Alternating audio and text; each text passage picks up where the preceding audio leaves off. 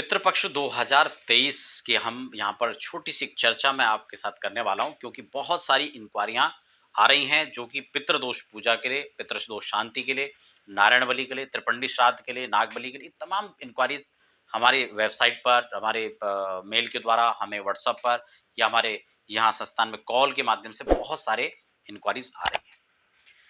लेकिन उनका मुख्य प्रश्न सिर्फ एक रहता है कि खर्चा कितना आएगा, और वो केवल इंक्वायरी करते हैं। उनका कोई पूजा कराने से कोई उद्देश्य मुझे लगता नहीं उतना होता है। तो मैं आपको एक सार्वजनिक तौर पे ये जानकारी सबको देना चाह रहा हूँ। हालाँकि जब मैंने नारायण बलि की इन्फॉर्मेशन आपको दी थी कि नारायण बलि में क्या-क्या होता है, कैसे होता है, कितना समय लगता है, और ये सारी चीज़ें आपको मैंने क्लियर की थी। अगर आप डिटेल में कुछ जानना चाहते हैं, समझना चाहते हैं, कुछ नॉलेज अगर आप लेना चाहते हैं, तो आप उस कार्यक्रम को देख सकते हैं। और सिर्फ कई लोगों का क्या रहता है कि सिर्फ कॉल करो, जितने नंबर हैं सब पर कॉल करो, क्योंकि कॉल भी फ्री है आजकल तो। और वो सिर्फ जानकारी कलेक्ट करना चाहते हैं। मैं आपको बताऊं, जानकारी कलेक्ट करना बहुत अच्छी बात है, लेकिन ऐसे में जानकारियां बिल्कुल भी कलेक्ट नहीं होते हैं। आप अंतिम में जहां पहुंचते हैं वो बिल्कुल गलत जगह पहुंच जाते हैं, ऐसा मेरा मानना है, और ऐसा अक्सर होता भी है। तो फिर क्या करें? मैं खर्च आपको इस कार्यक्रम के दौरान बता रहा हूं, क्योंकि केवल खर्च के लिए ही बात आती है, दिनों के लिए बात आती है। 2 इंक्वायरी होती है, कितने दिन लगेंगे जी? कितना समय लगेगा? कितना समय? हालांकि उनको सबको पता है कि सब वही कहेंगे 5-6 घंटे लगेगा, 4-5 घंटे लगेंगे। कोई 4 कहेगा, कोई 5, कोई 6, यही सब कहेंगे। खर्चा, खर्चे में कोई लोग तो कहते हैं कि 5,000 में हमारे रुकने की व्यवस्था हो रही है। कहाँ? त्र्यंबकेश्वर में। कोई कहेगा उज्जैन में। अब नारायण बलि कहाँ कराना चाहिए, ये तो मैं पहले ही चर्चा कर चुका हूँ, इसलिए मैं ये नहीं कहूंगा कि वहां होता है या नहीं होता है। ठीक है ना? तो खर्च कितना आता है और इसमें टाइम कितना लगता है, मैं 2 बिंदु है, दोनों पर आज खासकर बात करूंगा। और एक मुख्य सूचना भी आपको दे दूं कि 29 तारीख से श्राद्ध पक्ष शुरू हो रहे हैं और 14 अक्टूबर तक रहेगा। इस बीच अगर आप प्रॉपर तरीके से हमारे संस्थान में आकर के यहाँ पर आप करवाना चाहते हैं नारायण बलि हरिद्वार के अंदर, तो आप आकर करवा सकते हैं। और विधि विधान के साथ में, यहाँ ये नहीं कि सबको साथ बैठा लिया, सबका एक साथ हो गया। यहाँ अलग अलग आचार्य आपका काम करेंगे, इस प्रकार से विधि के साथ होगा और संपूर्ण विधि के साथ होगा। यहाँ कोई टाल मटोल नहीं कि यहाँ का नारियल उठा लिया, वहाँ का चुन्नी उठा लिया, यहाँ सब मिला के कार्यक्रम कर दिया, उसका सूत ले लिया, इसका तागा ले लिया, यहाँ कर लिया, वो यहाँ कुछ नहीं चलता है। ठीक है ना? विधि विधान के साथ होगा जो भी काम होगा। अब आपका जो प्रश्न है उसका मैं उत्तर दे देता हूँ। खर्च कितना आएगा? खर्च देखिए, अगर बहुत कई बार क्या होता है, स्थितियां परिस्थितियां सबकी एक जैसी नहीं होती हैं। कुछ लोग मध्यम वर्ग के होते हैं, कुछ थोड़ा गरीब भी हो सकते हैं, कुछ अच्छे पैसे वाले भी हो सकते हैं। तो सबके एक स्थिति नहीं हो सकती है। और खासकर अगर ब्राह्मण अपने निजी तौर पर कहे तो वो ब्राह्मण तो दक्षिणा के लिए सबसे कम ही दक्षिणा लेता है, उससे ज्यादा लाभ तो जो है अन्य लोग ही ले पाते हैं।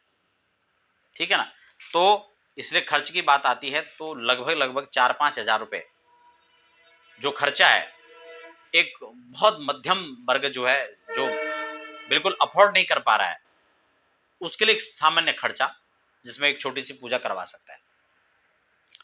अगर आप ऑनलाइन में हमने रखा हुआ है, जिसमें 5100 रुपए का एक छोटी सी राशि रखी हुई है, जिसमें आप ऑनलाइन करवा सकते हैं पुत्र पूजा। लेकिन वो अलग अलग कंडीशन पर होती है, क्या क्या होना है, कैसे होना है। ठीक है ना?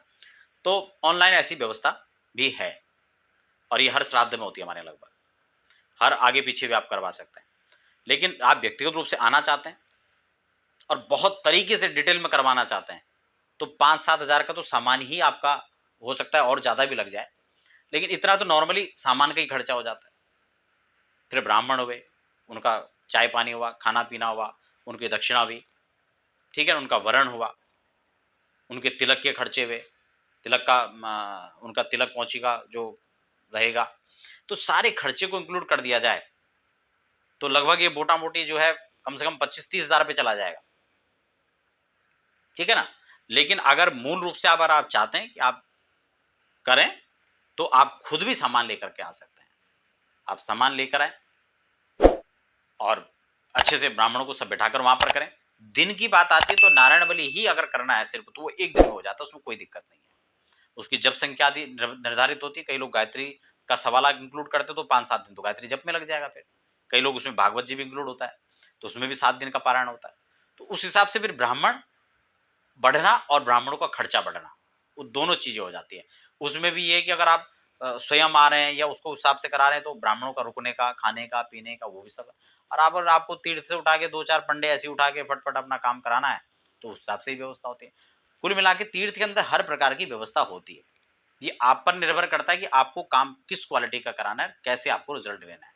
एक ब्राह्मण तो आपके निमित्त बन गया, वो आपका ही काम करेगा। एक वो है कि दिन भर में वो अभी हो सकता है वो पंडा हो वहाँ अभी जो है अस्थि विसर्जन भी करके आया है, हो सकता है किसी की अभी अर्थी भी जला करके आया। अब वो ये कर्म आपका करेगा, दैवी कर्म करेगा, फिर पितृ कर्म करेगा, तो अब ये सफल होगा या नहीं होगा या इसका फल क्या रहेगा वो आपको पता है। तो कुल मिलाकर विधि और विधान के साथ जब हम किसी काम को करते हैं तो वह काम हमारा निश्चित रूप से सार्थक होता है। इसीलिए हम जब भी नारायण बलि किसी करवाते हैं तो व्यक्तिगत पहले ही हम ब्राह्मणों का चयन कर देते हैं। वो ब्राह्मण हमारे सिलेक्ट समय पर पहुंचते हैं और सिलेक्ट समय पर आपको काम करके देते हैं। उसके बाद वो कहाँ जाएं क्या करें उससे हमें मतलब नहीं, लेकिन जब हमने चिन्हित कर दिया तो सबसे पहले हम उसी यजमान का काम कराते हैं जिसने उस तिथि पर उसको बुक किया है। तो ये एक तरीका होता है।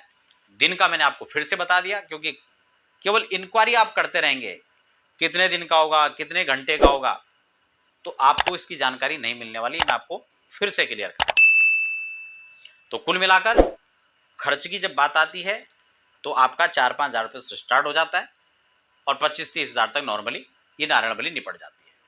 अब इसमें भी कंडीशन कई बार क्या होता है कि भाई कई अकाल मृत्यु वाले करवा रहे हैं, वैसे खासकर उन्हीं के लिए नारायण बलि होती है।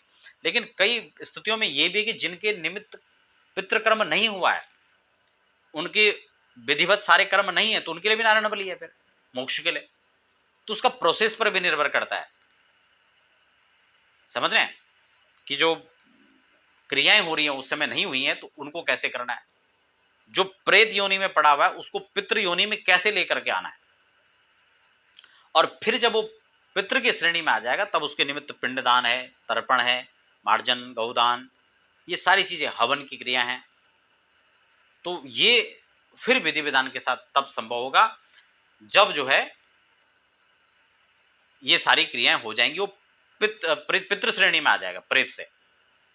और बहुत मुख्य बात, नारायण बलि करके यजमान लोग आते हैं, अपने हिसाब से करवाते हैं, चले जाते हैं। ब्राह्मण भोज बहुत आवश्यक है।